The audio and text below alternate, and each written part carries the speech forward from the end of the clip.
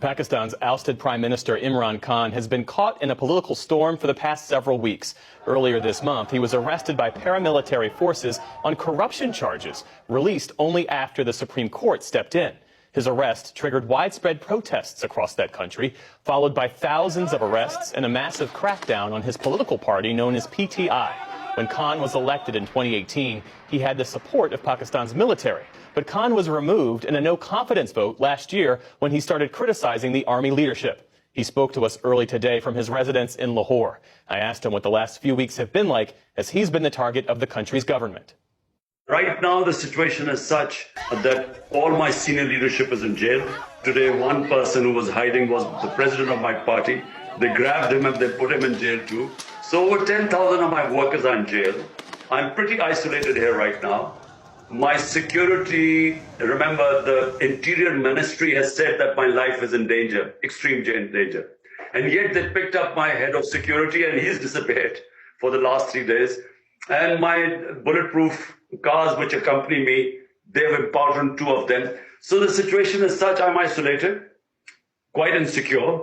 All my senior leadership in jail, or they have told them that, look, anyone who wants to come out, he has to renounce his membership of my party. You are facing criticism from all sides that your supporters were responsible for violence after they laid siege to military buildings. Did they go too far? Should you have done more? Could you have done more to stop them?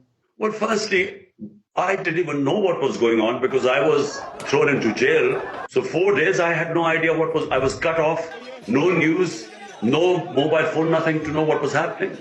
The first I found out was when I was presented in the Supreme Court.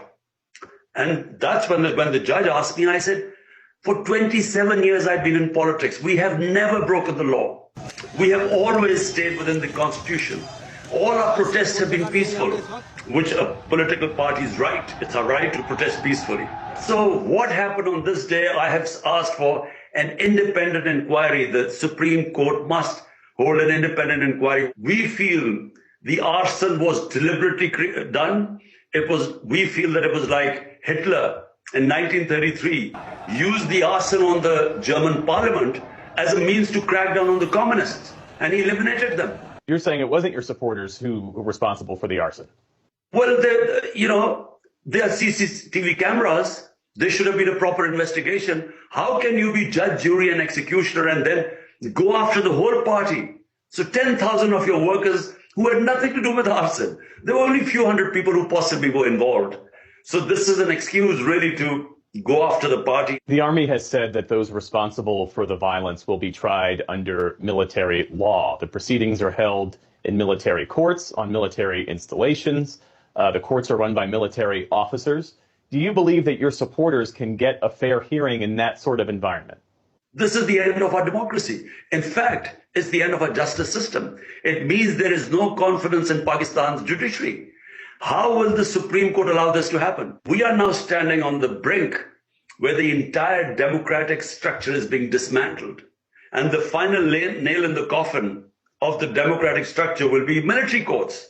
Pakistan has been directly ruled by the military for almost half its modern history, and most prime ministers, including you, came to power with the support of the military. How did you end up losing their backing?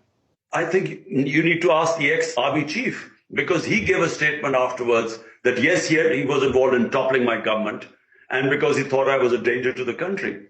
And yet I worked with them. So what made him suddenly in the last 6 months decided to pull the rug under the feet of my government? What made him change horses and bring the setup? Only he can answer. At this point, do you want to curtail the army's power, or do you wish the generals would support you as they did before? No. The problem is the hybrid system, where the prime minister is supposed to have the responsibility as an elected prime minister. But the power is basically lying with the establishment, military establishment. This hybrid system has failed. In my opinion, there needs to be a new equilibrium. The elected prime minister who has the responsibility must have the authority in any management system. So in order for Pakistan to get out of this economic mess, Pakistan's need rule of law. Rule of law will ensure proper governance. Are you confident that the next election will happen by October as scheduled?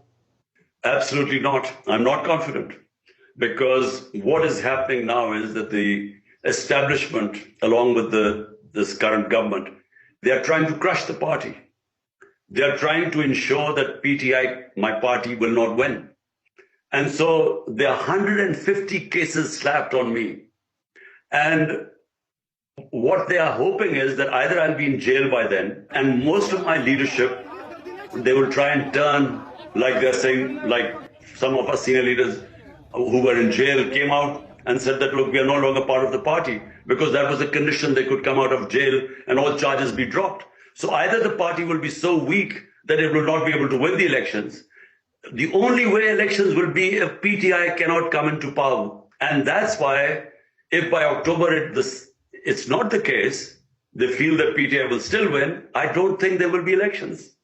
What role should the U.S. take in this situation, if at all? In the past, you've criticized the U.S. for interfering in your country's affairs. Countries have to solve their problems from within. But all I want the U.S. to say is what their professed values are all over the world, where they say we stand with democracy, rule of law, constitutionalism, fundamental rights, against custodial torture. That's all we want them to say. You know, when they speak about China or Russia or Hong Kong, they talk about all these things. Well, here is a classic example that the democracy is being rolled back and all these things are happening. So I think that's where they should be consistent. Do you see a peaceful or negotiated way out of this situation? Possible. I think we have reached an impasse, because despite doing everything, the party's popularity has just grown. I mean, the latest report is at 70% rating in Pakistan. It's unheard of in our history. So will they keep on this course of trying to crush a popular political party? Or will they sit down and work out on some sort of a settlement? I think at some point sense will prevail. I'm an optimistic, and I think then we would come to some sort of an understanding. Imran Khan is the former Prime Minister of Pakistan. Thank you so much for your time. My pleasure.